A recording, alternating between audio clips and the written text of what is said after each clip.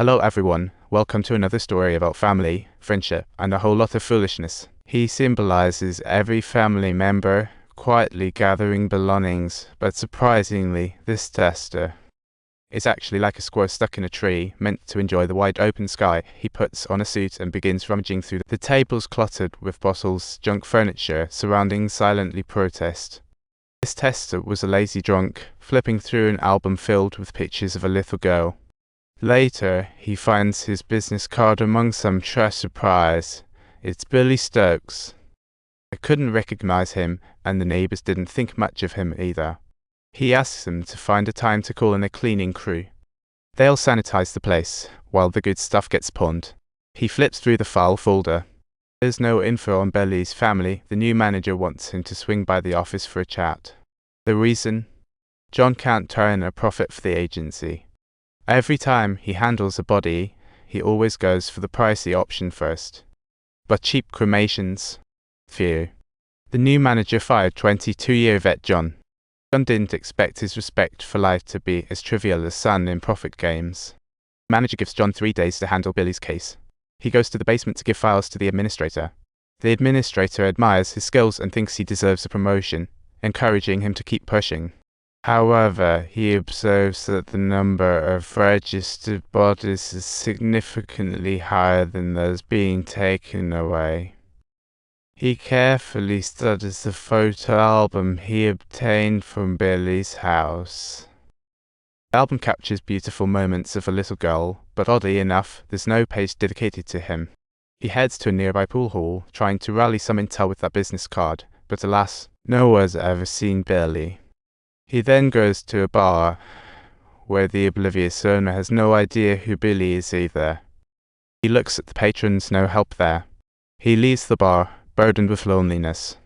On a garbage truck, he stumbles upon some records from Billy's house and brings them back for a good scrub. Even though the record's owner is gone, they can still put out some heat. He finds a film roll on the back of the record, and after developing it, it's just a bunch of buddy shots. He checks his card, but finds no Billy. Reality's harsh. Yet hope may wait around the corner. Then, surprise! He finds a fish and chip shop hard on a hat. He hops on the train with newfound determination. After some sleuthing, he tracks down the shop, and luckily, one of the employees knows Billy and shares tales of their camaraderie. They used to be roommates and on the same football team, and to him, Billy was a walking bomb. Once, he stood up to management all alone to get overtime for the team, but the outcome was he got kicked off the team, leaving while forcing some chopped pork to take a swim in the fryer. John asks the staff about the little girl in the album, even though Billy wasn't one to overshare about family. The staff can only guess by the face shape that the little girl might be Billy's daughter, and John nods in agreement. He provides a lead that Billy once met a girl selling fish and chips in Whitby, reigniting John's hope. But John has another agenda. He wants the employee to attend Billy's funeral.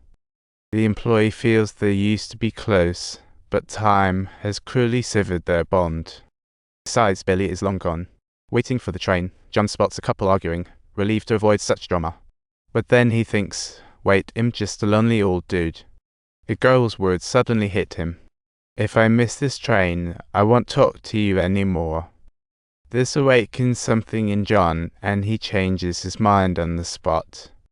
He walks into a cafe, orders a cup of tea, but the barista encourages him to try the new hot chocolate.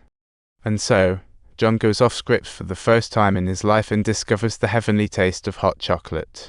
This makes him wonder what kind of woman Billy fell for as his return train prepares to depart. But he isn't leaving just yet. He decides to charge ahead. So he gets on a bus heading to Whitby and asks his manager for a 2-day leave. He's determined to convince Billy's family to attend the funeral before he hangs up his work boots. He scours every fish and chip shop, hoping for a tiny chance. Just when he's about to give up, he finds the right shop. Jones still looks young and lively. John helps out, and as he sees the fast-spinning potato peeler, he can't help but think of tempting fate. Luckily, Jones catches him just in time, preventing a potato massacre. Jones speaks highly of Billy, describing him as trustworthy when he is gentle, yet as frighteningly explosive like a stick of dynamite when he is angry. She shares that she was once harassed by a guy, and when Billy found out, he fired the dude literally. But the guy wasn't a pushover, he sued Billy, and from that day on, Billy seemed to lose his soul. And one night, he quietly left Jones, making John question Billy's family situation. John inadvertently shows Billy's album, and Jones is left in disbelief. He turns out to have had a family all along. But Jones has secrets of her own, having given birth to a child, feeling disconnected from Billy. She ultimately has to give up on persuading him and walks away, leaving things complicated. Before she leaves, she stops by a dock, gazing out the vast ocean ahead while the bittersweet life looms behind her.